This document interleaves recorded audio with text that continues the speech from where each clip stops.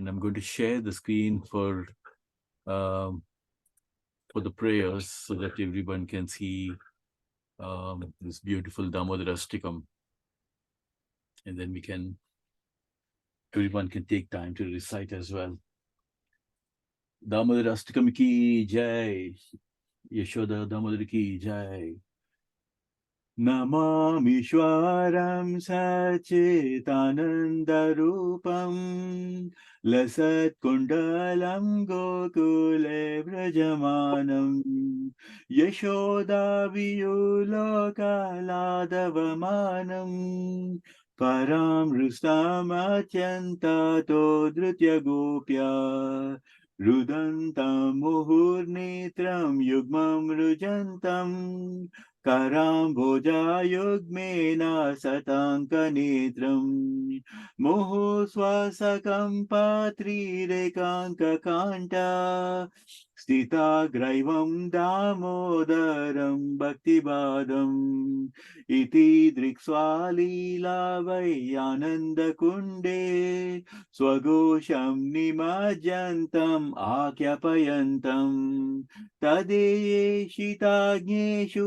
भक्तैर्जितात्वं पुनः प्रेमातस्तं सतवृत्तिवन्दे वरं देवामोक्षं न मोक्षं वदिं वा न चैन्यं ऋणीहं वा रषदपिह idam te vapurnata gopalabalam sada me manashavirastam kinmanye idam te mukambojam atyantanile vritam kuntalai snigdha raktaisya gopya mohostumbitam bimba raktadharame Manashavirastamalam Lakshalabai Namo Deva Damodarananta Vishnu Prasida Prabodhuka Jalabdimagnam Kripa Dristi Vrishati Dinam Batanu Griha Nishama Madnam Idikshadrisya Kuveratmajo Baddha Mruchaiva Yadvat Tvaya Mochitau Bhakti Bhajau Krutau Cha Tata Prema Bhakti Swakame Prayacha Namokshe Graho Mesti Damodareha Kuveratmajo Baddha Mruchaiva Yadvat Tvaya mochito bhakti bhajau krujau cha tata prema bhakti swakame prayacha namokshe graho mesti damodareha Namaste studamne spuradipti damne Tvadiyodarayata vishwasya damne Namo radhikaya tvadiya priyaye Namo Nantalilaya Devaya Tubhyam Namaste Sudamne Spuradipti Damne Padiyodharayata Vishwasya Damne Namo Radhikaya Tvadiya Priyaye Namo Nantalilaya Devaya Tubhyam Namo Nantalilaya Devaya Tubhyam Hare Krishna Krishna Krishna Hare Hare Hare Rama Hare Rama Rama Rama Hare Hare Jaya Yashoda Damodara Yashoda Damodara Radhe Radhe Jaya Yashoda Damodara Yashoda Damodara Radhe Radhe Jaya Radha Damodara Radha Damodara Radhe Radhe Jaya Radha Damodara Radha Damodara Radhe Radhe Damodarastam ki jai, Balagopal ki jai, Hare Krishna, Hare Krishna, Hare Krishna, Hare Krishna. It would be nice if we all can recite this Damodarastakam. I think I have just increased the size of it.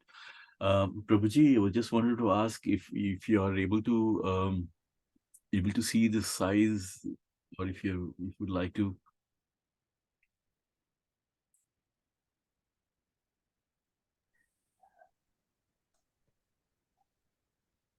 Is it are you able to see this, Prabhuji, or Amaga Prabhuji, or Yes, Anil? Prabhuji.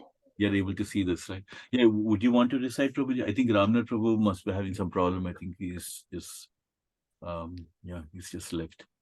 Yes, sure, Prabhuji. I shall read what verses, Prabhuji? This is Damodarastakam. Can you see that, Prabhuji? Like Yes, Prabhuji. Yeah, I can see. yeah, uh, Which the very first one, Prabhuji. You can okay. start. Mm. Translation.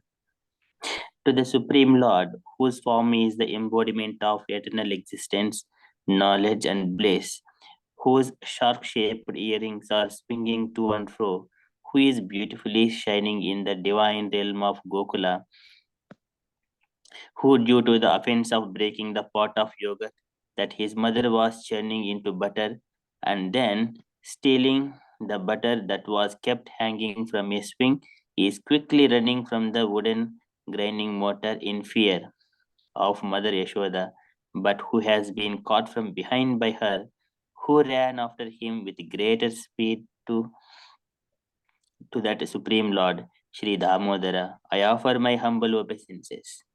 Hare Krishna. Hare Krishna. Ramnath Prabhuji, is the font size okay, Prabhuji, to read? Would you like to read, Prabhuji? Ramnath Prabhuji? Ramnath Prabhuji, are you able to hear us? Let me try. Yes. Yeah. Oh, do I have? Yeah, let me try. Can you hear me? Yes, Prabhuji, we can hear you. Okay. Seeing the whipping stick in his mother's hand, he is crying and rubbing his eyes again and again with his two lotus hands. His eyes are filled with fear, and the necklace of pearls around his neck, which is marked with 3 lines like a conch shell, is shaking because of his quick breathing due to crying. To this Supreme Lord, Sri Damodar, whose belly is bound not with ropes, but with his mother's pure love, I offer my humble obeisances. Hare Krishna. Thank you, Prabhuji. Anil, thank you, Prabhuji. Anil Prabhu, would you want to read the third one? Yep, sure. By such childhood pastimes as this, he is drowning the inhabitants of Gokula in pools of ecstasy, and is revealing to those devotees who are absorbed in knowledge of his supreme majesty and opulence that he is only conquered by devotees whose pure love is infused with intimacy and is free from all conceptions of awe and reverence. With great love, I again offer my obeisances to Lord Damodara hundreds and hundreds of times. Thank you, Prabhuji. Fourth one, I will read. O Lord, although you're able to give all kinds of benedictions, I do not pray to you for the boon of impersonal liberation, nor the highest liberation of eternal life in Vaikuntha, nor any other boon which may be obtained by executing the 9 processes of bhakti. O Lord, I simply wish that this form of yours as Balagopala in Vrindavan may ever be manifest in my heart. For what is the use to me of any other boon beside this? O Lord, your lotus face, which is encircled by locks of soft black hair, tinged with red, is kissed and again by Mother Yashoda, and your lips are red like the bimba fruit. May this beautiful vision of your lotus face ever be manifest in my heart. Thousands and thousands of other benedictions are of no use to me. O Supreme Godhead, I offer my obeisances unto you, O Damodara, O Ananta, O Vishnu, O Master, O my Lord, be pleased upon me. By showering your glance of mercy upon me, deliver this poor ignorant fool who's immersed in an ocean of worldly sorrows and become visible to my eyes. O Lord Damodara, just as the two sons of Kubera, Manigriva and Nalakuvara, were delivered from the curse of Narada and made into great devotees by you, in your form as a baby tied with a rope to a wooden grinding mortar, in the same way, please give to me your own prema bhakti. I only long for this, and I have no desire for any kind of liberation. O Lord Damodara, I first of all offer my obeisances to the brilliantly effulgent rope which binds your belly. I then offer my obeisances to your belly, which is the abode of the entire universe. I humbly bow down to your most beloved Srimati Radharani, and I offer all obeisances to you, the Supreme Lord who displays unlimited pastimes. Damodarastakam ki jai. That's a beautiful translation of Damodarastakam, one of my most favorite prayers and song, which is mentioned by Sachivrata Muni. And this prayer is so beautiful because it gives us the idea that gives us the knowledge, and it tells about the Krishna Prema is the highest. There are three levels of spiritual realization in a spiritual life. The first stage is the Brahma Bhuta stage of impersonal Brahma and having that knowledge that God is everywhere. And then the second stage of spiritual realization is the Paramatma realization, trying to realize that Paramatma is sitting within the hearts of all living entity, as Krishna Bhagwan mentions. Sarvasya chaham hridi sannivisto matasmritir jnanam apohanam cha vedaisya sarvairaham eva vedo vedanta vidkreda vedeva chaham. And the third one, final one, is the Bhagwan realization, where we understand, when we serve Krishna and looking at Krishna in the mood of servitor, that we are all Jivatmas and we belong to the Paramatmas, and engaging in a personal relationship, that God is not impersonal, God is not formless, but God has a form and God has a name, that is Bhagavan Sri Krishna, and engaging in a loving, beautiful service to Krishna, that is the highest form of Bhagavan realization, trying to understand our constitutional position, that we are servants, eternal servants of Krishna, and we should always engage in serving Krishna. And this whole Damodarastakam is also where Sachivrata Muni is saying that we don't pray for impersonal liberation. We are not talking about, we are not praying for an eternal life in Vaikuntha. Many times in India, when we grew up, we used to see people talking about mukti. Mukti is the most important thing. People go to Kashi because they say, like, we want to get mukti. But for our devotees in the actual Krishna consciousness, our goal is not mukti. Our goal is, like, whether you're in hellish planets, whether you're in heaven, anyway, the most important is Krishna Prema. That is love of Krishna. That is the highest goal of Bhagwan realization, realizing that we are all part of Paramatma and we should always serve. So this prayer is so beautiful, saying that we are not looking at liberation, we are not looking at a place in Vaikuntha, but we are only looking that this beautiful form of Gopala be ever be manifest in our heart. So when we have our heart filled with Krishna Prema, that is the highest level of spiritual realization or Bhagwan realization. And that is what is the most important actually, because Krishna Bhagwan mentions in Bhagavad Gita, Mamaivamsa Jiva Bhuta Sanatana, Manashastrin Indriyani Prakriti Stani Karshiti, that we are all part and parcel of Krishna. Just like how our hands and legs are part and parcel of us, we are all part and parcel of Krishna. And this is, whole Bhagavad Gita was spoken just to give us this knowledge that we are all part and parcel of Krishna. And so this prayer is so beautiful, and this we have to we have to get our realizations from these beautiful prayers, that whenever we go and see the deities in the temple, we need to look at right from the feet of Krishna. Slowly we rise above and see Krishna's beautiful appearance, and imprint that beautiful darshan of Krishna within our heart. And so that when we are chanting the holy name, we are thinking of the beautiful darshan of Krishna within our heart and always chanting the name. And this is the prayer of Satyavati Muni too, that Krishna should always be as Bala Gopala to ever be manifest in our heart. And so many beautiful takeaways from this, that Mother Yashoda was trying her best to tie Krishna, but no matter how much she tries, she was always short of two fingers.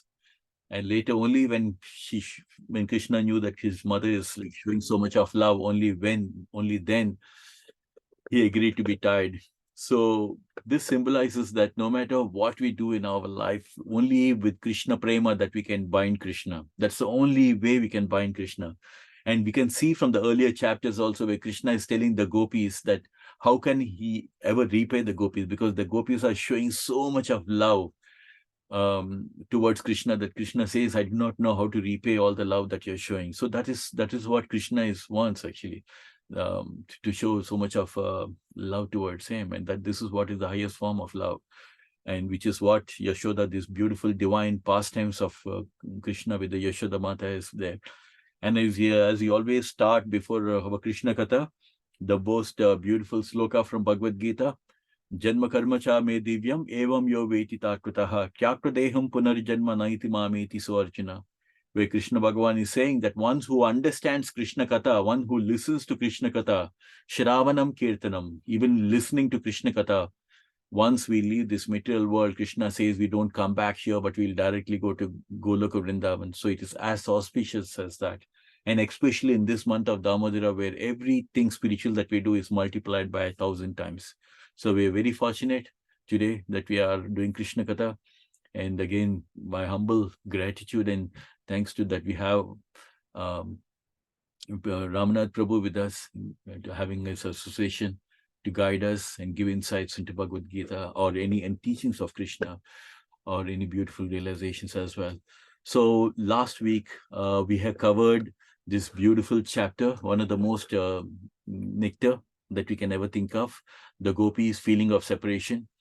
And as we already covered, saying that we should always understand the mood of the gopis' love towards Krishna. And we are following Chaitanya Mahaprabhu, who was always in the mood of Radharani feeling the separation of Krishna, and that we should always take that as an inspiration, that we should always, in the mood of separation is from Krishna, that's when you feel like even more that we're wanting to see.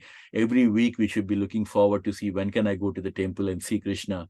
When can I go to the temple and do some service for Krishna? When can I get a chance to sing for Krishna? So like that. So these beautiful divine leelas will give us this wonderful nectar that we should always try to do our service for Krishna as well. So I'm just coming to this next chapter, which is called as the Kamsa sends Akrura for Krishna, chapter number 36. I'm so happy that we covered about 35 chapters so far in Krishna book. It is so divine arrangement that we are all having this beautiful Krishna Katha reading during this month of Damodar. Om Namo Bhagavate Vasudevaya. Om Namo Bhagavate Vasudevaya. Om Namo Bhagavate Vasudevaya. Hey Krishna Karna Sindhu Dinabandhu Jagatpate Gopisha Gopika Kanta Radha Kanta Namostute Tapta Kanchana Gaurangi Radhe Vrindavaneshwari Rishabha Anusute Devi Pranamami Hari Priye. Sri Krishna Charan, Sri Krishna Chaitanya Mahaprabhu. Jai Sri Krishna Chaitanya Mahaprabhu. Nityananda, Sri Advaita Gadadhara, Sri Vasudeva Gaura Bhaktavan, Hare Krishna. John Prabhu, what chapter number is it? I want to bring it up on the internet. Prabhu, There. This is chapter 36, Prabhuji. Chapter 36. Chapter 36. Yes, Prabhuji. 36? Yes, Prabhuji. 26 or 36, Prabhuji. 26. Okay. 36, Prabhuji. 36. 3. 36. Yes, Prabhuji. Okay. So I just wanted to show this beautiful picture I was just pulling out. And this chapter is about another divine Leela of Krishna, which is unfolding, where Kamsa sends Akrura for Krishna. And we can see this. This is about, again, another demon, Aritsasura, whom Krishna will be dealing with in this chapter. This bull, this demon who comes in the form of a bull, trying to scare the inhabitants of Vrindavan. As you can see over here, Krishna liberates Aritsasura. Hare Krishna, Malati ji, Hare Krishna. Prabhuji, is that you? Hare Krishna, thank you for joining. Yeah. Did you say 36 or 26? 36 says Kamsa sends Akrura Yes, for Krishna. Prabhuji. Yes, Prabhuji, that's the one. Yes, Prabhuji, that's the one. Okay. Yeah.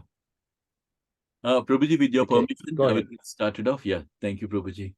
Kamsa since Akrura for Yes, Krishna. of course. Go ahead. Vrindavan was always observed in the thought of Krishna. Everyone remembered his pastimes and was constantly merged in the ocean of transcendental bliss. But the material world is so contaminated that even in Vrindavan, the asuras or demons try to disturb the peaceful situation. So, as Krishna mentions in Bhagavad Gita, he comes for two purposes: Paritranaya sadhunam vinasaya cha duskritam dharma samstapanardaya sambhavami yuge yuge.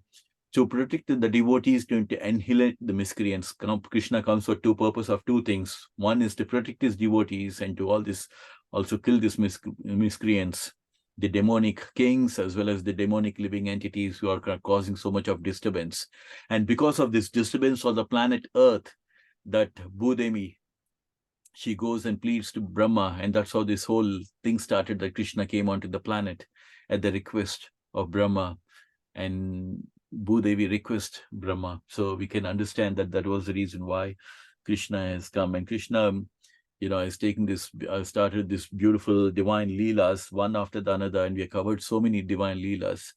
So we can see that in Vrindavan, it was very peaceful when Krishna was there, but from time to time, there were always some kind of challenges that were come in the form of disturbances by the demons to disturb the peaceful situation.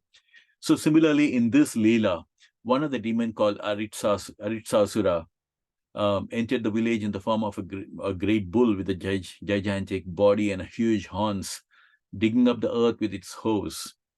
When the demon enters Vrindavan, the whole land appeared to tremble, as if there was an earthquake. He roared fiercely, and after digging up the earth on the riverside, he entered the village proper. The fearful roaring of the bull was so piercing that some of the pregnant cows and women had miscarriages. Its body was so big, stout, and strong that a cow hovered over its body just as the clouds hover over the mountains. Aritsasura entered Vrindavan with such a great fearful appearance that just on seeing this great demon, all the men and women were afflicted with great fear, and the cows and other animals fled the village. So we can see that another Leela is starting, the Leela of the demon Aritsasura who entered into the village. And you can see the demon was so huge that it had such a big body with huge horns, and you can imagine that the clouds are floating over the top. So we can just make a guess how high this particular this demonic entity was, like, with such a bull was with such a big body. And that even the earthquake it sounded like an earthquake. When you make such a big sound, it was sounding like, you can imagine how much the inhabitants of village must be fearing because of this bull. And we can see, right, even if you go to Manor, you can see those oxes along with the cows, and they're so huge actually. If you compare to the ones which you've seen it back in India, you wouldn't have seen such a big bulls actually, such big oxes actually. So you can imagine similarly here, the Vrindavan was witnessing that they had such gigantic bull actually with huge horns as well. And you can imagine even the pregnant cows and the woman had miscarriages. So it shows how much of a shock it was creating over there. The situation became very trembling, and the inhabitants of Vrindavan began to cry. And as always, they started crying for Krishna. Krishna, Krishna, please save us. Krishna saw that the cows were running away, and he immediately replied, don't be afraid, don't be afraid. He then appeared before Aritsasura and said, you lowest of living entities, why are you frightening the inhabitants of Gokula? What will you gain by this action? If you have come to challenge my authority, then I am ready, prepared to fight you. In this way, Krishna challenged the demons, and the demons became very angry by the words of Krishna. Demon became very angry by the words of Krishna. Krishna stood before the bull, resting his hands on the shoulder of a friend. The bull proceeded towards Krishna in anger, digging the earth with a hose. Aritsasura lifted his tail, and it appeared that clouds were hovering over its tail. His eyes were reddish and moving in anger. Pointing his horns at Krishna, he charged him like a thunderbolt of Indra. But Krishna immediately caught his horns and tossed him away, just as a gigantic elephant repels a small inimical elephant. Although the demons were perspiring and appeared very tired, he took courage and got up. Again, he charged Krishna with great force and anger. While rushing towards Krishna, he breathed very heavily. Krishna again caught his horns and immediately threw him to the ground, breaking his horns. Krishna then began to kick his body, just as one squeezes a wet cloth on the ground. Being thus kicked by Krishna, Aritsasura rolled over and began to move his legs violently, bleeding from the mouth and passing stool and urine. His eyes were starting from their sockets. He passed to the kingdom of death. So we can see that, as always, the devotees are always crying for Krishna, for the help of Krishna. And here again, another beautiful divine Leela is unfolding, where a demonic bull in the form by the name of Aritsasura, who has come and is trying to terrify the villagers, and even the pregnant woman and pregnant cows, they had miscarriages. So we can imagine how fearful it was, and you can imagine how high it was, because it was even the clouds were touching the tail. So again, in this situation, Krishna is always coming to the rescue of his devotees. These beautiful divine leelas of Krishna gives us a hope, gives us the faith that when we are always dependent on Krishna, Krishna will always protect us. Just like how he is telling the inhabitants of Vrindavan, don't be afraid, don't be afraid.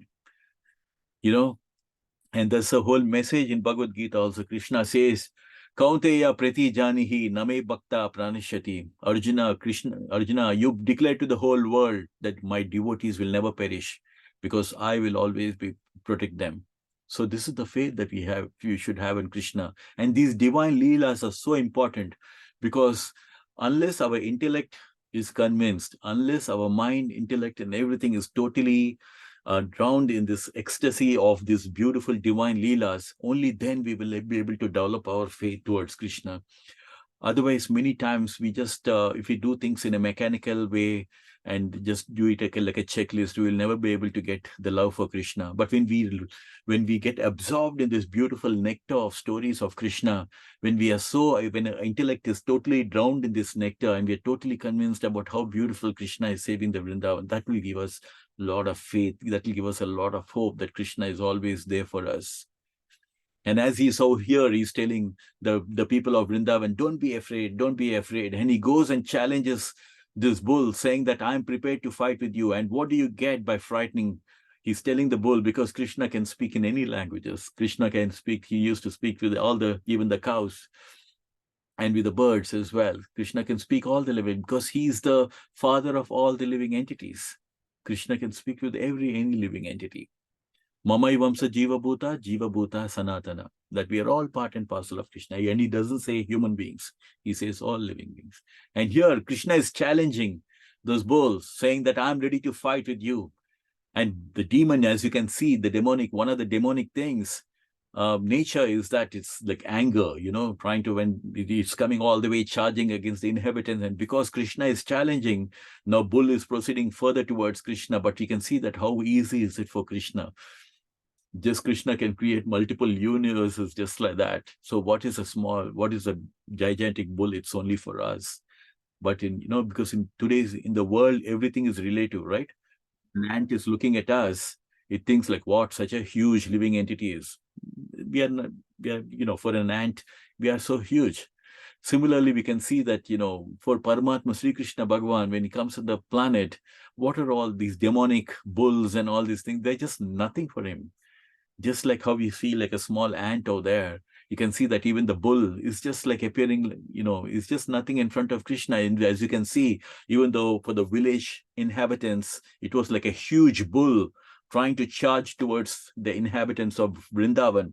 But for Krishna would just toss this gigantic bull just like that, and he threw him just into the clouds, and you can see into the air. And you can see that, as any bull does, he was just pointing his horns at Krishna, and he was trying to charge like the thunderbolt. And Krishna is, as always, trying to just take it so easily, just catching it by his horns and just tossing him away. And again the bull is coming up and again trying to come with force and anger. But for Krishna, it is just nothing. It's just like any other animal, you know, like normally when these animals, if you see so many beautiful videos of how the animals, they're always charging. When you see some of the videos of how the lions are charging, how the elephants are, like all these things, like in every animal, they just try to come back and, you know, indulge in a fight. But for Krishna, it's just nothing. And Krishna began to kick its body, such a big gigantic bull. He was just kicking and just squeezing, just like on the ground. And once again, the Arisasura rolled over and began to move his legs violently, and bleeding from the mouth and the urine, and passing the urine, it's passed to the kingdom of death. So we can see that no matter how big a problem, and this is a beautiful Leela of Krishna, which we can also I think contemplate. It's very, very important that every Krishna Katha that we go through, we should read the Krishna Katha, we should hear this beautiful Krishna Katha, and then we should contemplate in our life that many times our problems, they look like a huge giants or big bulls in our life. They just try to come and control our life, that we are not able to think of anything else in our lives.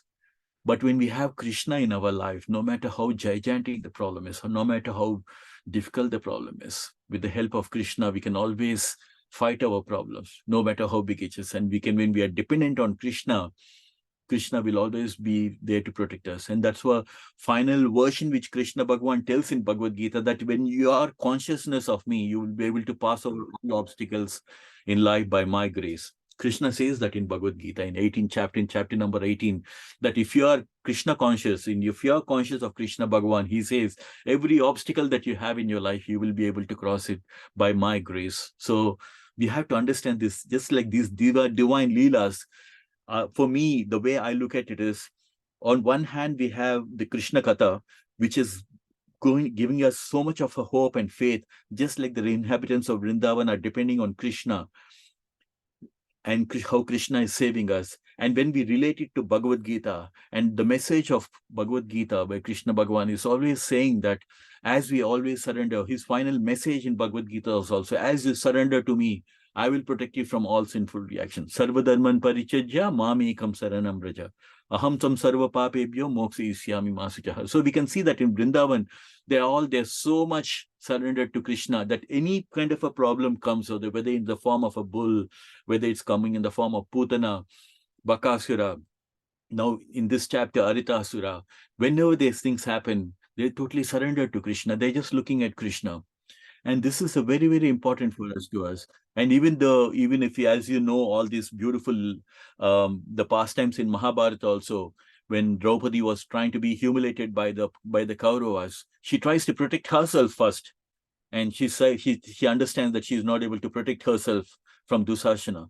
When he was trying to humiliate her, trying to pull her sari, then she looks at the Pandavas. They are not able to help, and then she looks at Dronacharya and Bhishma Pitama, whether they can, because they are the elders sitting over there. Even they are not able to help, and that's when she lifts her hands up for Krishna.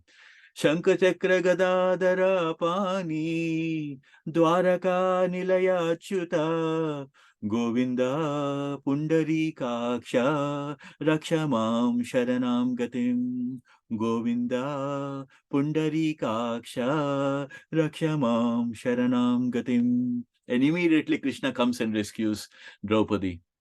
So similarly, we can see all these beautiful leelas are just to give us Krishna Bhagavan, to give us this knowledge that we don't need to fear, no matter how gigantic, just like the bull, that the problems come in our life. But when we have Krishna on our side, we can face all these things. It is not that the problems will come and disappear, but we will have all the strength that we need and all the protection that we have from Krishna, that such a big problem will be able to overcome by this. And as you can see over here, the Vrindavan residents were depending totally on Krishna, and Krishna never disappointed them. He stood by them. He went and tossed this problem, and he just got rid of this problem for the inhabitants of. And so this was such a big giant. There's no chance that the Vrindavan residents could do anything to protect themselves from this Aritasura bull, but Krishna always protected. So this is the Leela that we have to understand. The demigods, as always, in every Leela that was happening with Krishna, the demigods were a witness to this. So we have to understand that when we are having this divine love towards Krishna, when we are doing Krishna Katha, when we are doing our Kirtan, when we are studying Bhagavad Gita, when we are doing any service for Krishna, we should always understand that the demigods are always watching these beautiful leelas that are unfolding. All these beautiful divine services that we are doing, the demigods are a witness to this. As we can see that whenever Krishna is doing these leelas, the demigods in the celestial planets, they're showering the flowers on Krishna for this wonderful achievement. Krishna was already the life and soul of the inhabitants of Vrindavan. And after killing this demon in the shape of a bull, he became the cynosure of all eyes. With Balarama, he triumphantly entered Vrindavan village, and the inhabitants glorified him and Balarama with great jubilation. When a person performs such wonderful feat, his kinsmen and relatives and friends naturally become very jubilant. As we can see, like, among all of us also, in different walks of life, we all are like have some favorites, whether it is sports or whether we have in other fields or movies, and we feel so happy when our hero is doing such amazing things, or whether our favorite sports star is doing great things. But here we are talking about the Supreme Lord of the universe, Supreme Bhagavan himself, who's doing this personally, doing all these leelas. And you can see that all these demigods from the skies, they were just showering flowers. Every time a divine leela of Krishna is happening, the demigods are so happy and excited, and they're showering flowers on him. And as you can see from the Vrindavan, Krishna was always in the center. And this is the leela that we need to understand, that always we should keep Krishna in the center of our lives. No matter how many zeros are there on a check, it will have no value, but it will have a value only when there is a one before all the zeros. So no matter how much of successful life that we have, only that value, the life will be more meaningful, valuable only when we have Krishna in before all these things. And that's the reason why Krishna says, Yad karosi, yad asnasi, yad juhosi, dadasi yat tapasyasi kaunteya tad kuru samadarpanam. Whatever you do, whatever you eat, whatever you offer, whatever you give away, do everything as an offering to Krishna. So just like how Krishna says, just like adding one before all the zeros. So if you offer everything as an offering to Krishna, then automatically everything that we do, it will be spiritualized. It will be as an offering to Krishna. So we'll have no karmic reaction. And because it's done as an offering to Krishna. It was after this incident that Krishna killed this demon called Aritasura, that the great sage Narada disclosed to Kamsa the secret of Krishna. As you all know, in the previous chapters, Kamsa is always looking how to kill Krishna, because of this Akashwani giving him this message that the son of Vasudeva is going to kill him. So here we can see Narada has a very, very important role to play in Krishna Katha. Narada discloses to Kamsa the secret of Krishna. Narada Muni is generally known as Devadarshana, which means that he can be seen only by demigods or persons on the same level with the demigods. But Narada visited Kamsa, who was not at all in the level of the demigods. He was nowhere in the level of demigods, and allowed Kamsa to see him. So it was his mercy that because of Narada's desire that Kamsa was able to see him. Of course, Kamsa also saw Krishna, but what to speak of Narada Muni? But unless one sees the Lord or his devotees with purified eyes, one cannot derive the actual benefit. Of course, anyone who associates with a pure devotee derives imperceptible benefit, which is called as Ajnata Sukriti. One cannot understand how he is making progress, yet he makes progress by seeing the devotee of the Lord. Narada Muni's mission was to finish things quickly. Krishna appeared in order to kill the demons, and Kamsa was the chief among them. Narada wanted to expedite things. Therefore, he immediately approached Kamsa with all the real information. You are to be killed by the 8th son of Vasudeva, Narada told Kamsa. That 8th son is Krishna. You were misled by Vasudeva into believing that the 8th issue of Vasudeva was a daughter. Actually, the daughter was born to Yashoda, the wife of Nanda Maharaj. And Vasudeva exchanged his son for the daughter. So you were misled. Krishna is the son of Vasudeva, as is Balarama. Being afraid of your atrocious nature, Vasudeva has tactfully hidden them in Vrindavan out of your sight. Narada further informed Kamsa, Krishna and Balarama have been living incognito in the care of Nanda Maharaj. All the asuras, your companions who were sent to Vrindavan to kill different children, were killed by Krishna and Balaram. So you can see that in this chapter, one of the thing is like the previous passages we were talking, paragraphs we were talking about the demon Aritasura and Aristasura. And here we are just talking about another beautiful part. The next part of this chapter is about Narada and about Kamsa and Krishna. This another Leela is again unfolding. So we can see from here that Narada Muni is not someone who appears to everyone. He can be only seen by the demigods, but you can see that here even Kamsa was able to see Narada Muni, and I believe, and Narada Muni is another, he's known as Devadarshana. And it's very important, and I think it remembers, I'm just remembering once, Ramnath Prabhuji, please correct me on this, but you did mention once in Soho Temple, where was it in Soho Temple or somewhere, where we said Prabhupada has suddenly stopped when there was a kirtan going on, saying that, have you seen Narada Muni? He's come here, and for some time it was stopped, and Prabhupada mentioned about that Narada Muni was there. So I was just thinking about this Leela that was at Conway Hall. That was not at the temple itself. Okay, it was in yeah, yes, Prabhuji. And Prabhuji, was it in a different place in the US when it happened? Was it in the US, No, Prabhuji? Conway Hall is right down the road from the Soho Temple. It's Okay. like a 15-minute walk. Okay, it's Conway Hall. Okay, from a 15 minutes walk from Yeah. Soho Temple. Okay, so yeah, I just, for the benefit of all the devotees, I just wanted to mention about how Prabhupada was saying that, Narada Muni had come here to listen. So I think these are beautiful realizations, Prabhuji, that Narada Muni can't be seen other than by the demigods. And at that time, because he was part of this Krishna Katha and Krishna Leela, that he appeared to Kamsa. And anyone, like, as we all know, spiritual master Prabhupada was could see that that Narad Muni had come out there. So because the very, very basic reason is that unless somebody is in that purified level of Suddha Sattva Guna, they will not be able to see that. And as it's mentioned here, anyone who associates with the pure devotee also gets this benefit, which is called as Ajnata Sukriti. So that's why it's so important to always serve the pure Vaishnavas and devotees who are highly elevated to get this Ajnata Sukriti by having their association as well. And as we can see that Narad Muni has a very important role to play in this Krishna Katha, as we already covered in the previous chapters, that whenever Krishna descends on this planet, all his associates, all the demigods also, they come to play a part in this Krishna Leela. So similarly, even Narada Muni has a role over here to play. So he wanted to expedite the things, and he approached Kamsa. So he was telling about Kamsa. He was revealing to Kamsa some of these things that he's going to be killed by the 8th son of Vasudeva.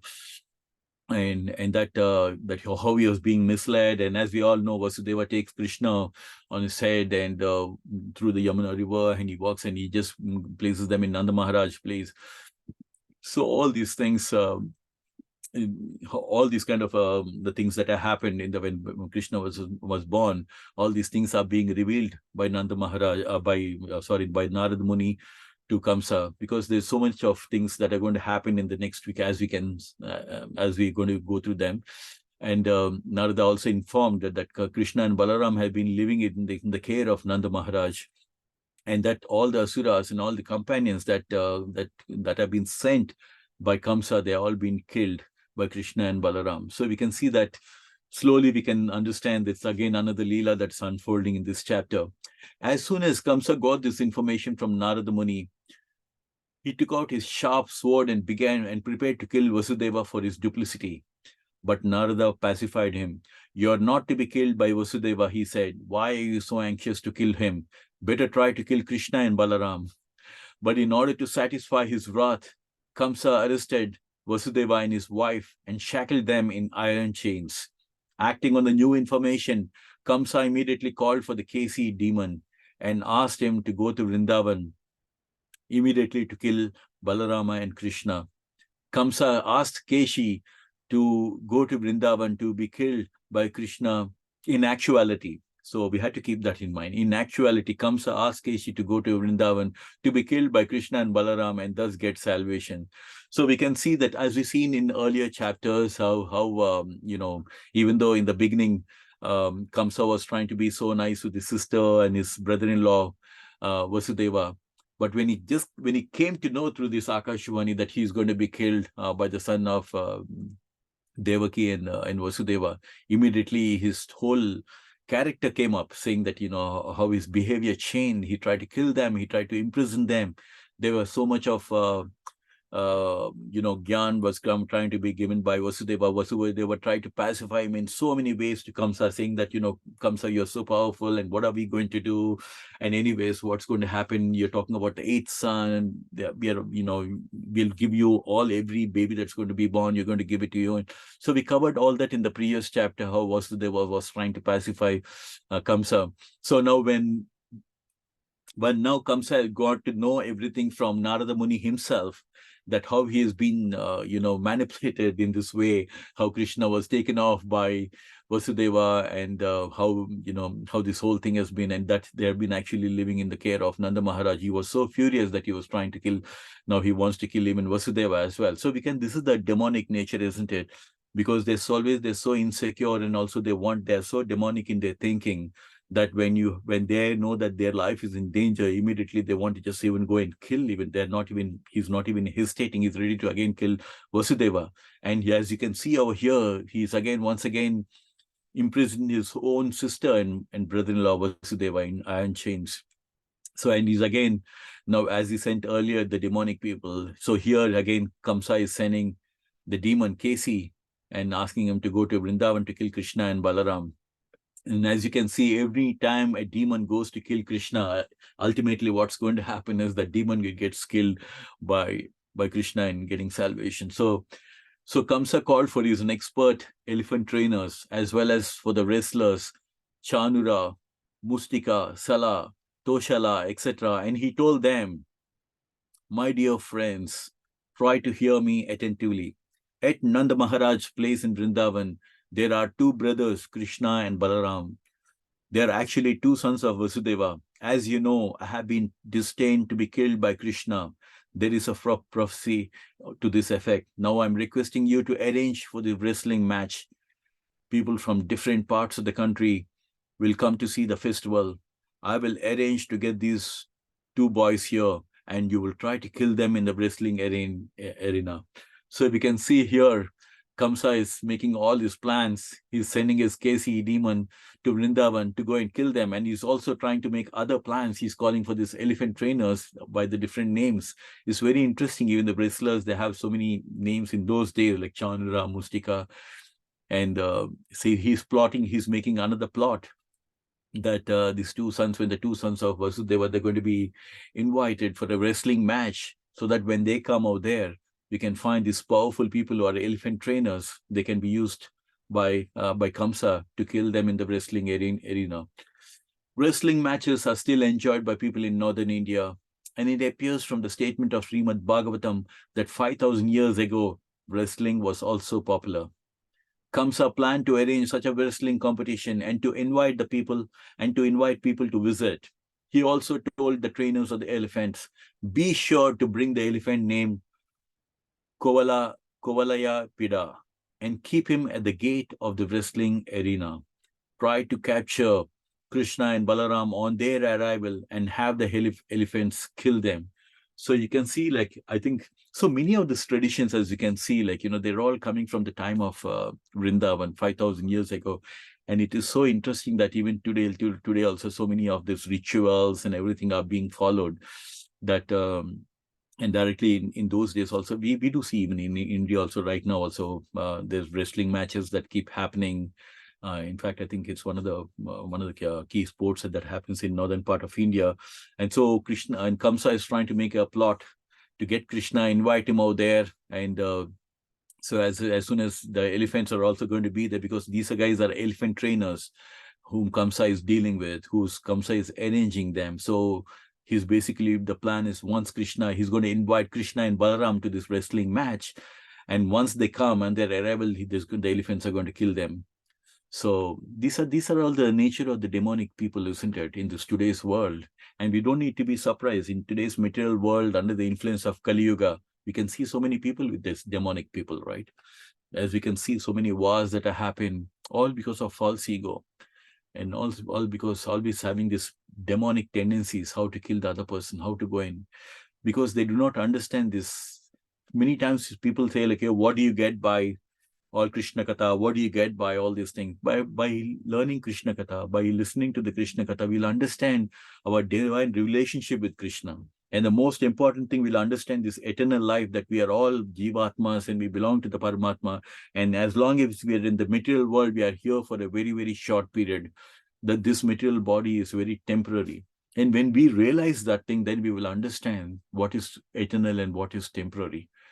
Because most of the people, they don't realize, they think that they're going to be on this planet forever and ever. So unless you have these realizations, unless you understand our constitutional position, that we are all small, tiny particles of this divine, only then we will be able to understand our capabilities. Kamsa also advised his friends to arrange to worship Lord Shiva by offering animal sacrifices and performing the sacrifice called Dhanuryajna. And the sacrifice performed on the 14th day of the moon, known as Chaturdasi. This date falls 3 days after Ekadasi, and it is set aside for the worship of Lord Shiva. I'm just trying to just put some ghee on this beautiful.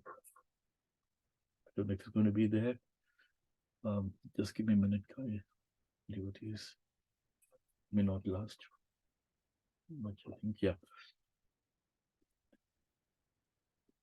One of the planetary, so this date falls, so he's having his friends to arrange to the worshipping Lord Shiva as well by offering animal sacrifices. So we can understand from this Leela that worshipping Krishna and worshipping Shiva and offering these animal sacrifices was also happening during this time, 5,000 years ago. The sacrifice we call is Dhanuryajna. And one of the planetary portions of Lord Shiva is called as Kala Bhairava. This form of Lord Shiva is worshipped by demons who offer animals killed before them. The process is still current in India in a place called Vaidya Natha Dama, where demons offer animal sacrifices to the deity of Kala Bhairava. Kamsa belonged to this demonic group. He was also an expert diplomat, and so he quickly arranged for his demonic friends to try and kill Krishna and Balarama. So you can see, like, Kamsa is making so many plans, right? So one, he sends Kesi demon to Vrindavan to go and kill Krishna and Balaram. On one hand, he's trying to get these elephant trainers to get invite for the wrestling match and get elephants to kill Krishna. And again, now we can see that he's arranging his another friends to worship Lord Shiva. And also, and it's interesting, right? Another name of Shiva is called as Kala Bhairava, and we are all aware of this. This is another form of Shiva. And then again, another ritual that was being followed by offering these animals as a sacrifice. And we can see that this is still happening in India, in a place, I believe, Vaidinath Dama. I haven't been to this place, but I'm sure it must be somewhere, maybe in North India, where they follow the deity of Kala Bhairava. And and as you can see that Kamsa was aware of all these kind of practices, all these kind of rituals, where they offer these animal sacrifices and all that. So he's basically arranging for his demonic friends again to kill Krishna and Balaram. So this is the nature of the demonic people, isn't it? They're always plotting ways how to get rid of their the people who are a threat to their lives. He then called for Akrura, one of the descendants of the family of Yadu, in which Krishna was born as the son of Vasudeva. So here we can see that another thing that Kamsa is also doing, he's calling out for Akrura. When Akrura came to see Kamsa, Kamsa very politely shook hands with him and said, "My dear Akrura, actually I have no better friend than you in the Bhoja and Yadu dynasties. You're the most munificent person. So as a friend, I am begging charity from you. Actually, I have taken shelter of you exactly as King Indra has taken shelter of Lord Vishnu. I request you to go immediately to Vrindavan and find the two boys named Krishna and Balaram. They are the sons of Nanda Maharaj. Take this nice chariot, especially prepared for the boys, and bring them here immediately. That is my request to you. Now my plan is to kill these two boys. As soon as they come in the gate, there will be a giant elephant named Kovalaya Pida waiting, and possibly he will be able to kill them. But if somehow or the other they escape, they will next meet the wrestlers and will be killed by them. That is my plan. And after killing these two boys, I shall kill Vasudeva and Nanda, who are supporters of Rishni and Bodha dynasties. I shall also kill my father Ugrasena and his brother Devaki, because they are actually my enemies and are hindrances to my diplomacy and politics. Thus I shall get rid of all my enemies. Jarasandha is my father-in-law, and I have a great monkey friend named Dvivida. With their help, it will be easy to kill all the kings on the surface of the earth who support the demigods. This is my plan. In this way, I shall be free from all opposition, and it will be very pleasant to rule the world without obstruction. You may also know that Sambara, Narakasura, and Banasura are my intimate friends. And when I begin this war against the kings who support the demigods, they will help me considerably. Surely I shall be rid of all my enemies. Please go immediately to Vrindavana and encourage the boys to come here to see the beauty of Mathura and take pleasure in the wrestling competition. So we can see that, this whole this particular, incident is happening in the place of Mathura. That's where Kamsa was. And even earlier also, we can see that all this Kamsa, that's a place where he was chained. And as you all know, where Lord Krishna was born, that's a place in Mathura, in Uttar Pradesh. And now you can see that he's making another plan, that he's even calling Akrura, one of the descendant directly from Yadu dynasty himself, and how nicely he's trying to unfold these things and prepare the plan for killing Krishna. That he's telling that, one, he's trying to show so much of respect to him as a friend and trying to beg charity. And as you can see that, and he's making this comparison that how King Indra is taking shelter of Vishnu, that here he's trying to take the help of Akrura and to find these two boys, Krishna and Balaram. He's asking Akrura to go to Vrindavan and bring these two boys. And his plan also, you see that, like how we took a plan B and plan B. So here he's saying, he's going to put the elephants, and the elephants are going to kill him. And if Krishna and Balaram, they escape from the elephants, they're going to have the wrestlers who are going to kill them.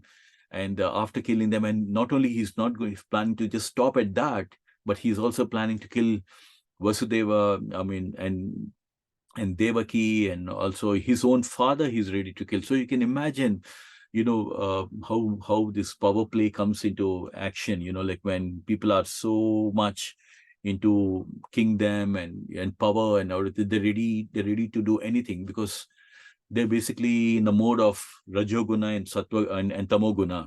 They're totally in the mode of passion and mode of ignorance. So when you are in this particular mode of passion and ignorance, you do not know what the kind of things that you do. They are very demonic, right? So as you can see that even he's talking about this great monkey called Dvivida, and with the help of which he's trying to kill all the kings on the surface of the earth who are supporting the demigods.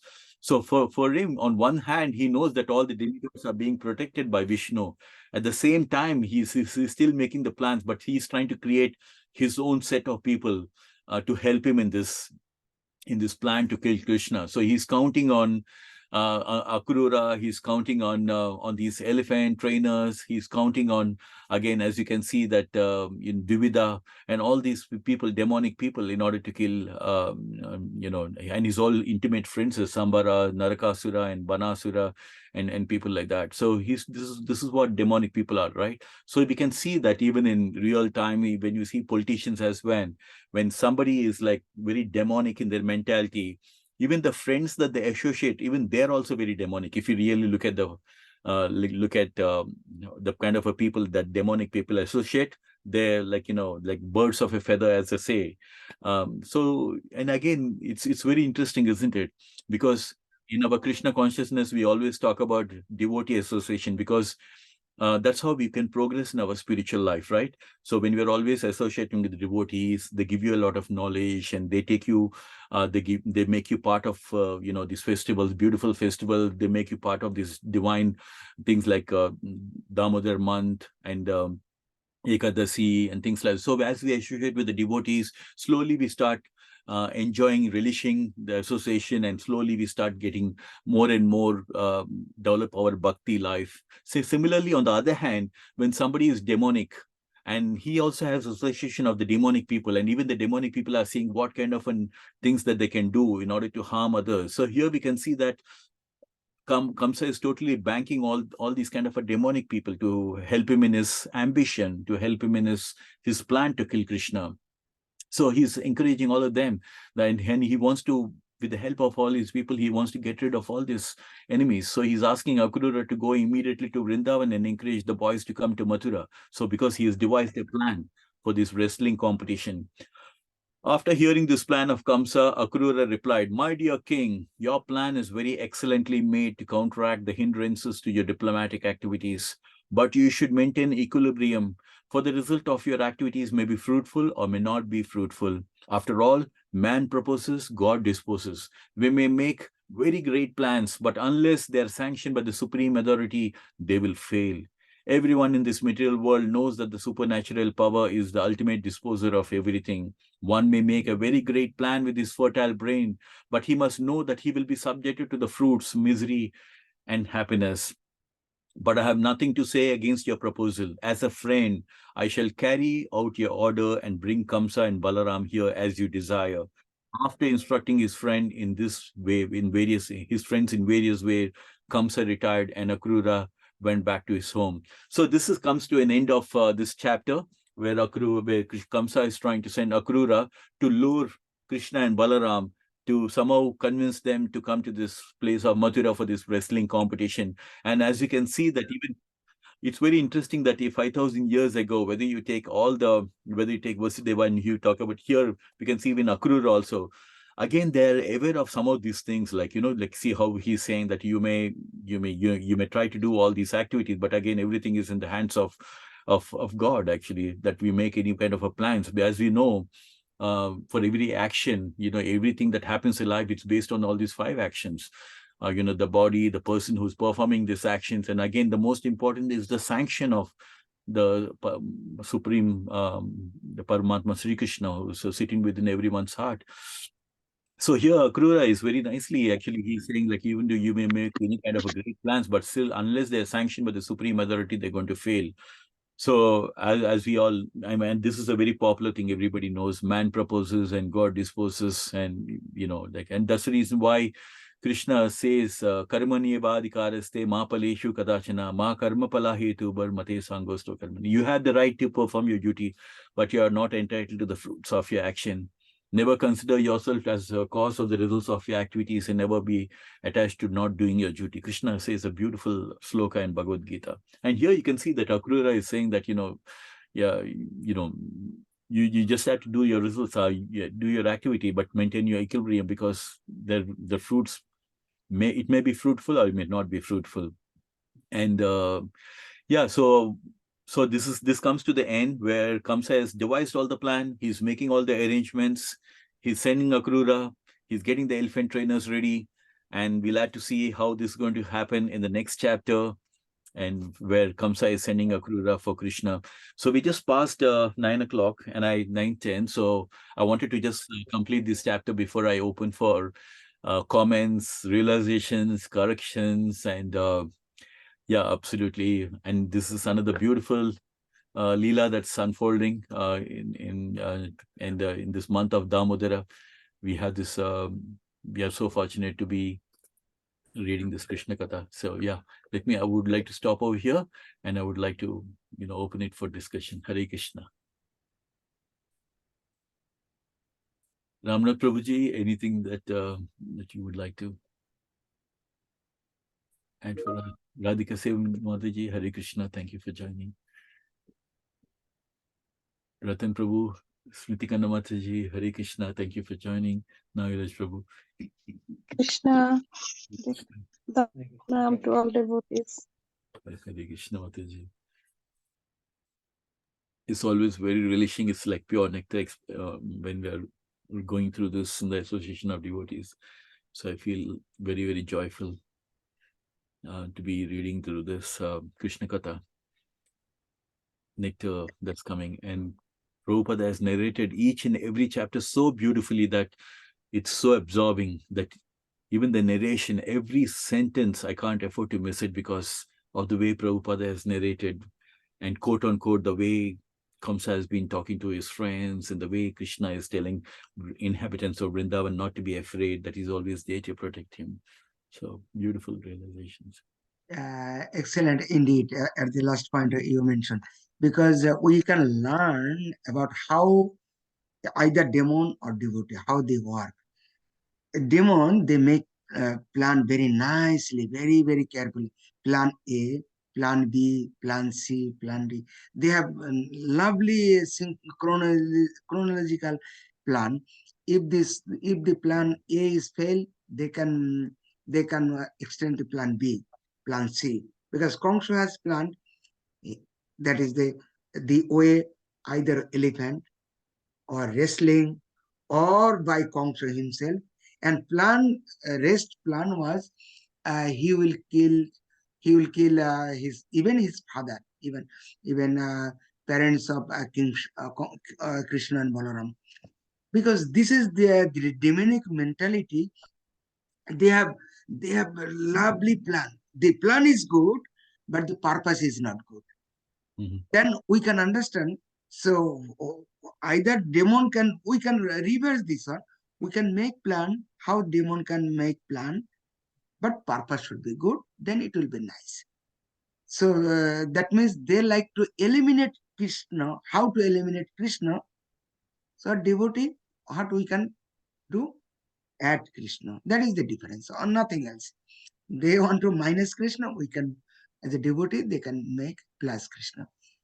So, and other thing you mentioned, the wrestling also. Wrestling is nowadays it's very, very great festival.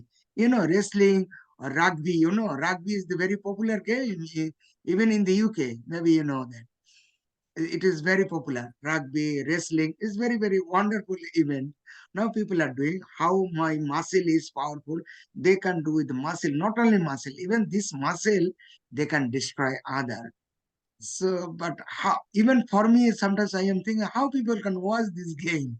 Even, even now, the women also, they are joining this wrestling event. Even the women, maybe you know that one. And this is the expensive ticket. If you have to watch this match, it's very expensive. Yes. Live wrestling. Yes. So that is why how people are enjoying nowadays Yes. this wrestling. And also in the Spain, in Spain, there is another popular game, killing bull. What is the name of Yes. the game?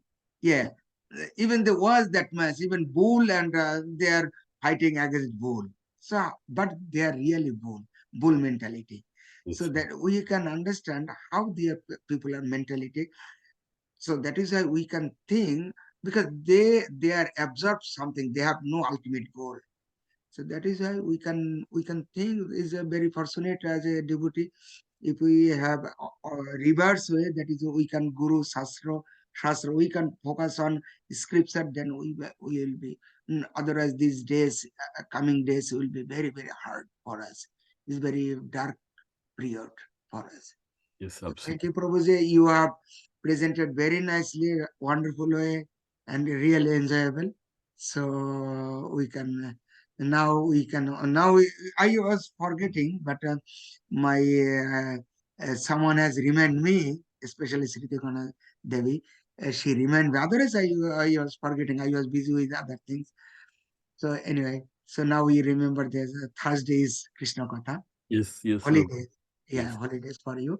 And we like really very nice to hear from you, your voice, how you are presenting, you are connecting with the reference very nicely with all. Then we can remember. And I was surprising how you remember all these text, all this shloka, and you presented all this connecting one and another.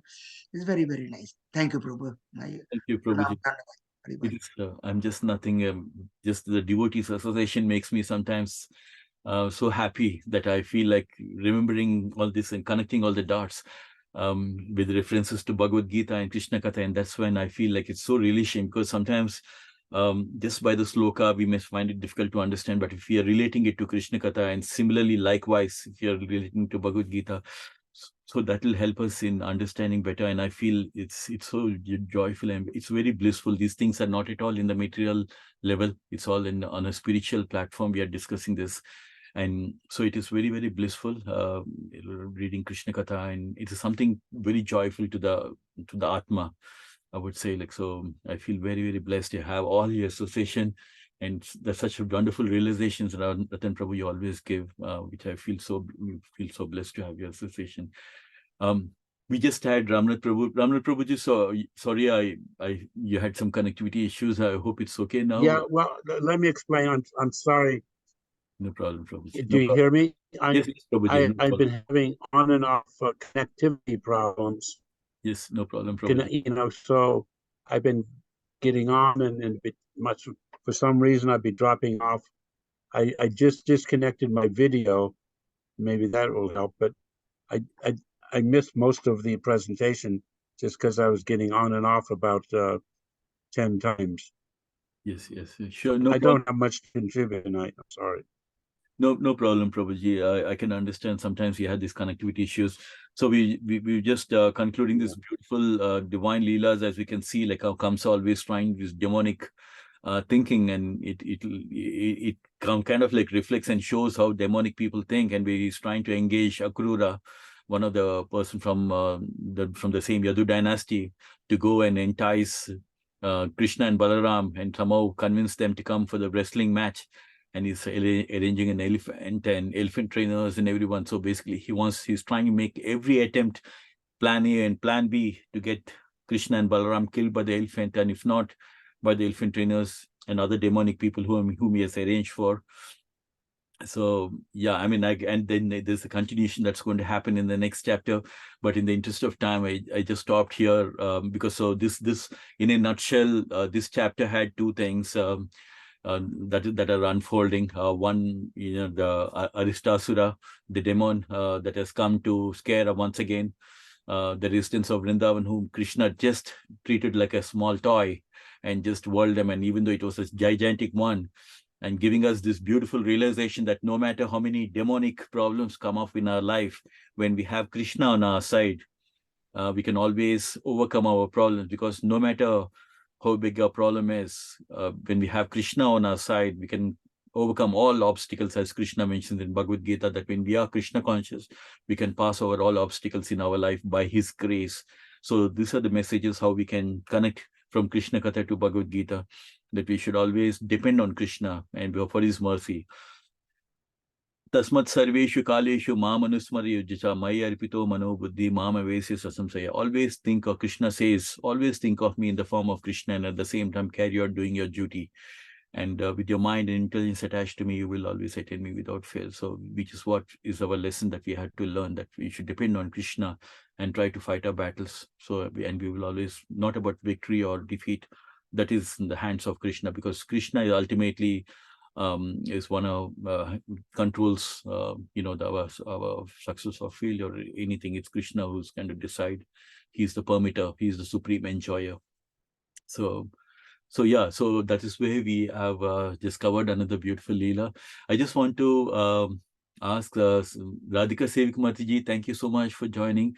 Any realizations, anything, please feel free to, mention any comments or anything. Narvesh Prabhu, Sanchit Mataji, anyone, Smriti Kanda Mataji, Amaga Prabhu. Hare Krishna Prabhu. Hare Krishna. Yeah, thank you for another beautiful presentation. As every Thursday, we look forward to these Krishna Kathas, especially in this month of Kartik. Yeah, so when we try to contemplate on these stories week after week, especially the Vrindavan Leelas, all these demons who are being killed by Krishna, they all represent something, and that's our takeaway, like from every demon. Putamna, she represents something, and all these demons. So, would you like to share some light on the demon Aristasura? It also represents something. It's very complicated to understand. I've read it. Yeah, like what it yeah. I mean, represents. it's a very short mention, as like in the first two paragraph in this particular chapter. Not so much has been mentioned about that, but from time and time and again, one of the reason why Krishna comes also to put an end to all these demonic, entities, living entities, isn't it? And that's how we see that even Akrura, the Aristasura also came in the form of a with a giant demonic, personality with the big horns and everything.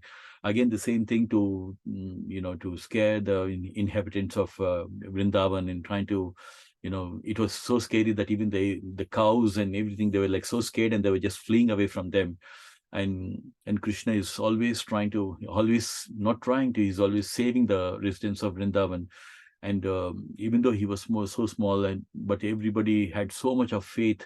The people of Vrindavan had so much of faith in Krishna, that no matter what a big bull that it was, that it was so scary for them. So you can imagine, even though they are being so elderly residents of Vrindavan, they were so scared of seeing this gigantic demonic bull. But when it came to Krishna, for Krishna, it was just nothing. He just rolled around, and he just threw away this mighty bull as well. So I mean, so these bulls are again, these are all the demonic things. Like as we all know, out of all these 14 planetary systems up and above, we have this heavenly planets and the hellish planets, and this is the material world where we're going to have all the people, all this in the Rajoguna and Tamoguna as well among us. And as we can see, like even in today's society, you have so many demonic people, isn't it, who come in, who are like these days in the form of leaders. And so similarly, in those days also, they had so many of these demonic entities who are always trying to create more and more problems to them from the residents of Vrindavan. And Krishna is always coming to their aid and trying to save them. So these divine leelas, one after the other, they're just unfolding in this place of Vrindavan, and all of them trying to kill Krishna and Balaram. But it's very interesting. On one hand, we had the demigods and everybody who are coming along when Krishna takes takes our incarnation and coming onto the planet. Even the demigods also come and support in this divine play. On the other hand, you also have the demonic ones who are trying to create disturbances, as you have Ravana, and you have like so many Hiranyakashipu and things like that. So from time to time, the planet Earth always had the appearance of all these demonic in different forms, actually trying to come and create disturbances. So Krishna has always been protecting the residents of Vrindavan, and maybe this does this to give us this knowledge as well.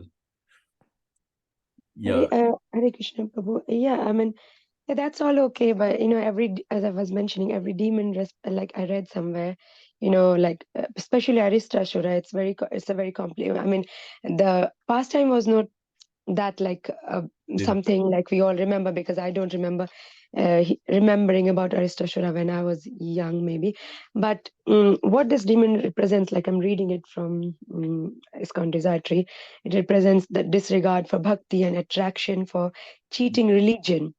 That's what it represents. So it's like the illusion, that's illusion. So if you or Ramnath Prabhu, like maybe kindly throw some light how we can associate Aristasura with this symbolizing. So that's what I wanted to know. Yeah, definitely, Sanchit ji, because these had to be understood in the context and trying to also relate to what it means to us in our lives, isn't it? Because these divine leelas are meant for that. But I would like maybe Ramnath Prabhuji just to give us some insights. Like as you said, yeah, one of the tendencies always the demonic ones is to keep us away from our bhakti life. That's definitely there, and we can experience that in our daily life also. We have people who are in the material life, not that we treat them as demonic one, but there's so many people who are not favorable towards bhakti life, and they always try to put hurdles and try to keep us away. Like not that we want to treat anybody like demonic, but we do have in our lives, around our lives as well. Ramnath Prabhuji, I would like if there's anything that you can give us. So what did it represent? Cheating religions? Attraction to cheating religions? What? Keeping us away from bhakti life and the demon Aristasura, you said. Yeah.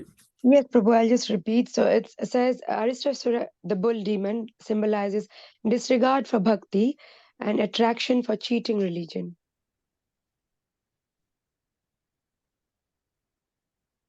Disregard for bhakti and disregard for bhakti and attraction for cheating religions. Well, I mean, generally the devotees are not attracted to the Abrahamic religious traditions, but within Hinduism or Sanatan Dharma, the cheating religions are there. Basically impersonalism. So I don't know how Aristasura symbolizes that necessarily. I don't know. I'd really have to think about it. yes, Prabhuji. Can anyone else say, or can you say, Sanchita? I mean, I don't know. It's interesting. Attraction to. I'm only trying to, listen to many lectures and trying to understand, but putting into words is difficult. So maybe Amonga Prabhu or Yeah. Radha Sevika Mataji, they can throw some light if they can. Hare Krishna Mataji. Hare Krishna, Mother Prabhu. Hare Krishna Prabhuji. So Arista means it is the inauspiciousness. So Kamsa, he is the another who introduces the cruelty against the dharma, and here he is using inauspiciousness to disturb the Vrajavasis there. So, and also all these demonic people, like all the beginning from Pudna to Keshi demon. So all of them, if Krishna wouldn't have killed all this, then they might have joined along with Duryodhana at the end in the Kurukshetra battle. Then it wouldn't have been possible for Pandavas to win over. So Krishna has almost reduced most of the burden by killing all this demoniac. So this is very interesting. So everything is counteracted, all these inauspicious things, just by hearing Harikatha. So all kinds of inauspicious things will be completely eradicated out, irrespective of whatever it is, just hearing Harikatha.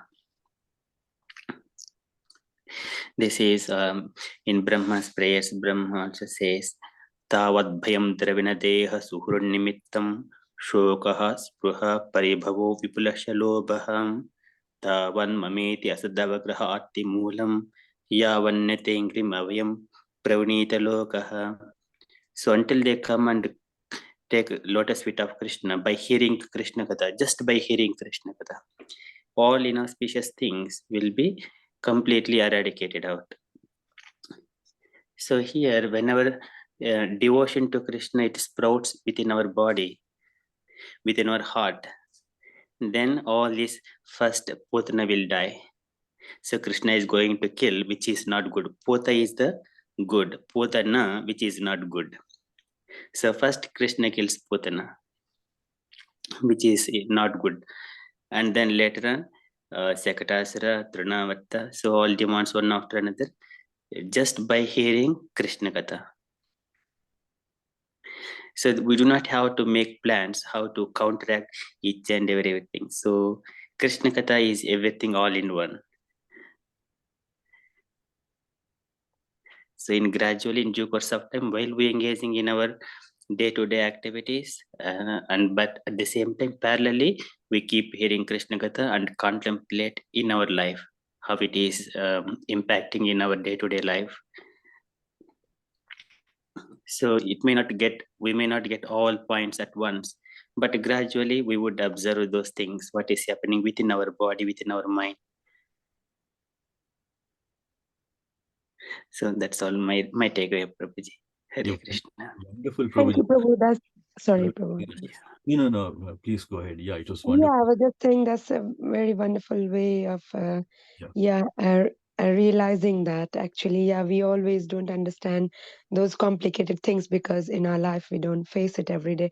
Because I've been trying to contemplate a lot on this one, but the story is very plain and simple, especially for Aristasura, is very plain and simple.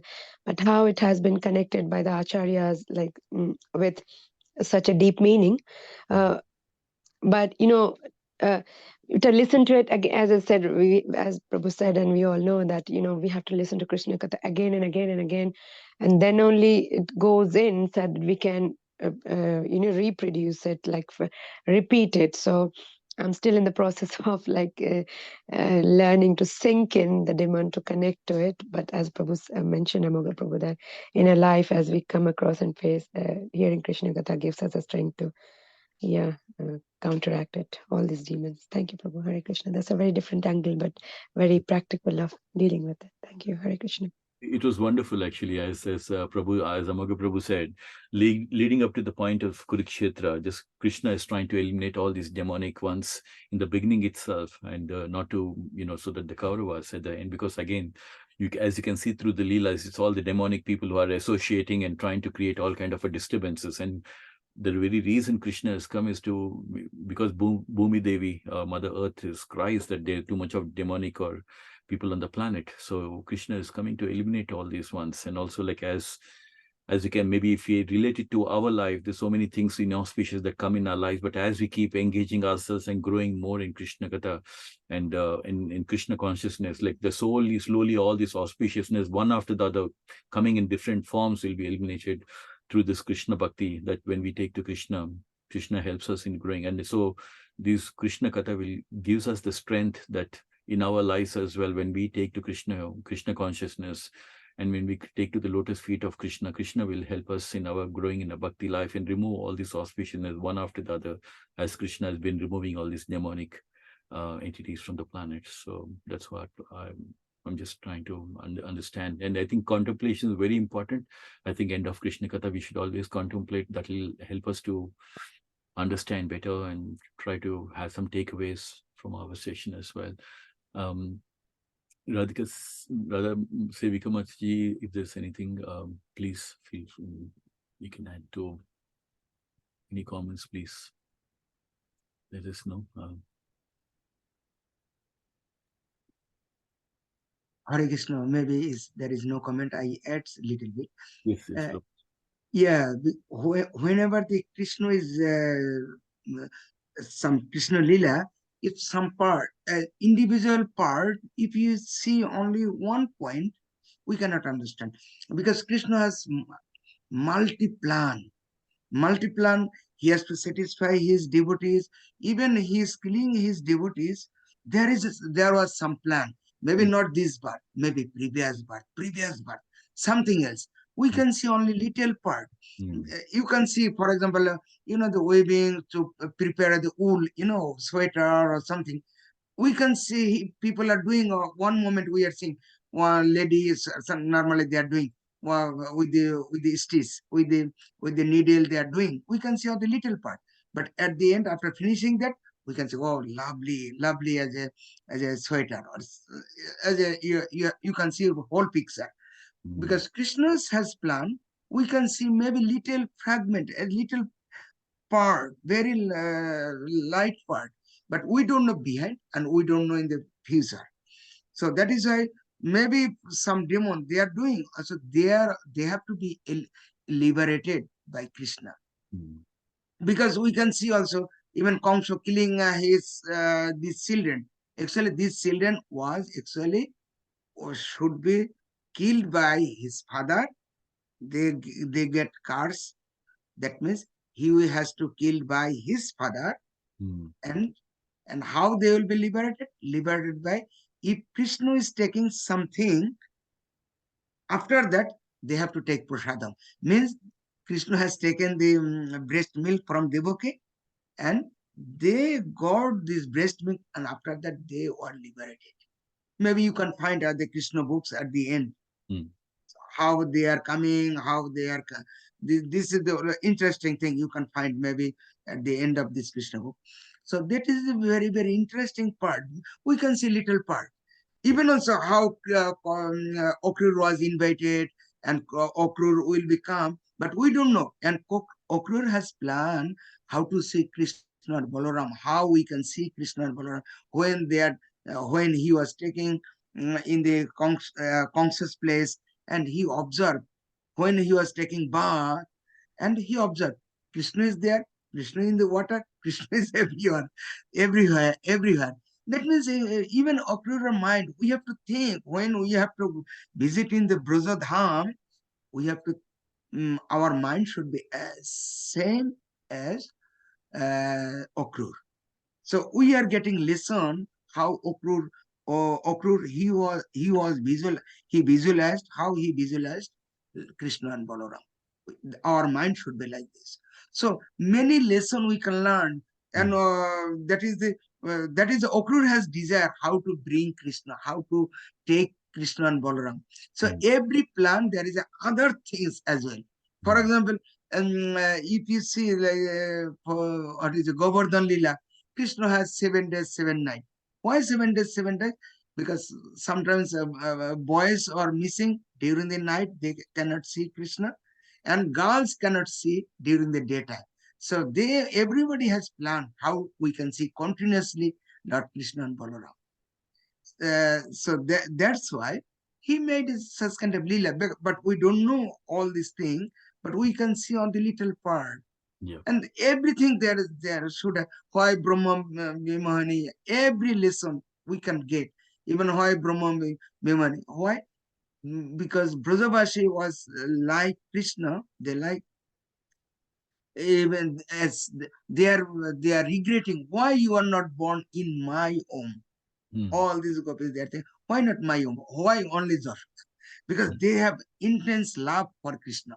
Yes. So that's why Krishna fulfilled due to by the Brahma has taken, and he has manifested himself. So that means they are, and during the night, during the day, everybody like how much they love for calves, cow, and even this child, their own child, but this Krishna. Actually, it was Krishna. So that is why they realize how much intense love for that. So Krishna is fulfilling all the desires. But we know, we can see on the little part, but if you magnify all the whole part, whole picture, that is something different. That is why whatever we can see, even a demon or whatever, we cannot see as a demon. Actually, in the broad aspect, they are actually devotee. Because it's Krishna drama, they are making this plan like this, and we can learn a lesson how they have to do that, how we have to do that. But this is the drama, only little part, and we have to learn this lesson. Means we should not follow this part, their plan. We have to follow opposite plan. And because whenever there's a demon or the Kamso or Hiranyakashipu or Ravan, their plan, actually they are also actually a devotee of Lord.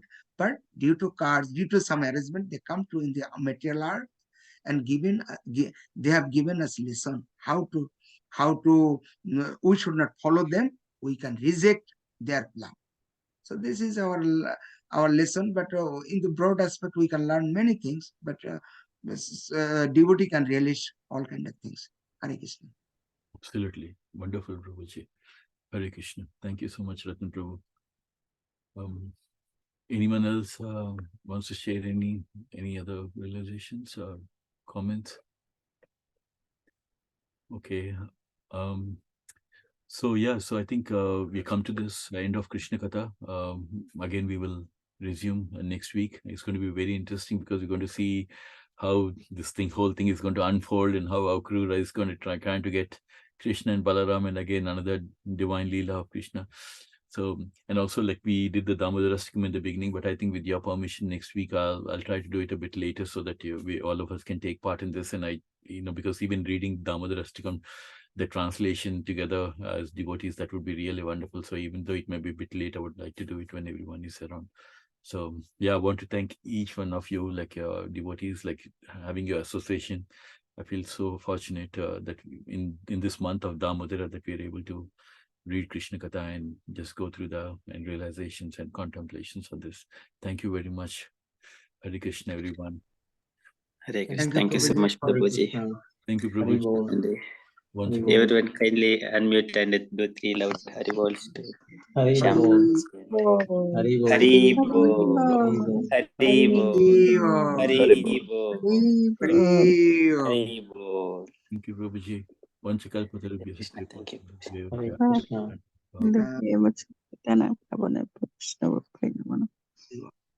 Hari Bol, thank you. Hari Ji. Bol. Hari Bol, Prabhuji. Hare Krishna. Thank you very much. Hare Krishna. Jai Krishna.